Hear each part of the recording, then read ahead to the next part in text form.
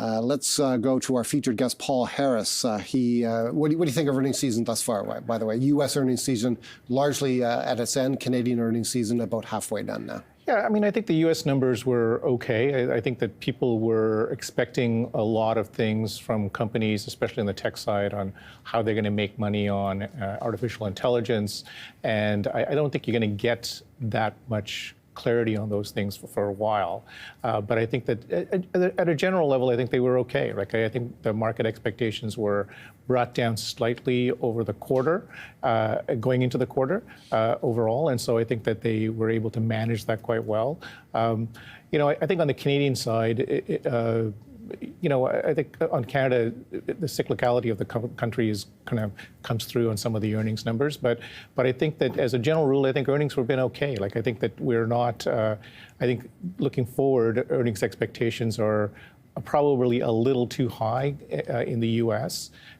But I think what happens with that, they always are higher. Like, the overall number that they use for the S&P 500 are higher, and then they slowly bring them down over the quarter. So I think you'll probably have a slight adjustment in the next little while on the overall number.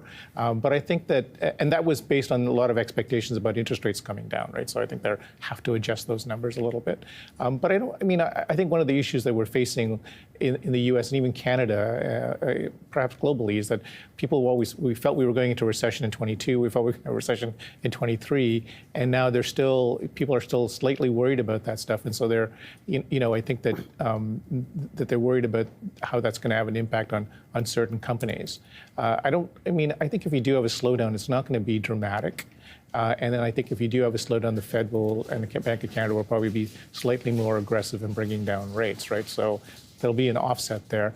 But I think generally, you know, earnings have been okay. Like, they've not been terrible in any way or form. Yes, certain industries have been poor, but I think as a general rule, they've kind of met expectations. Right? We have not had results yet from most of the big players in the Canadian energy patch. Cenovus is due to report tomorrow, Suncor next week, and Canadian Natural Resources on the first day of March. Those are the big three. What are you expecting from this sector? And should investors be disappointed in the share price performance of these energy producers? Well, in a funny kind of way, I mean, I think what these big guys have done is the right thing in energy, right? I mean, oil prices, whether they are wherever you think they're going to be, it's not, to me, you know, if they stay around these levels, they're doing all the right things. They're buying back their shares, they're paying down their debt, they're increasing their dividends.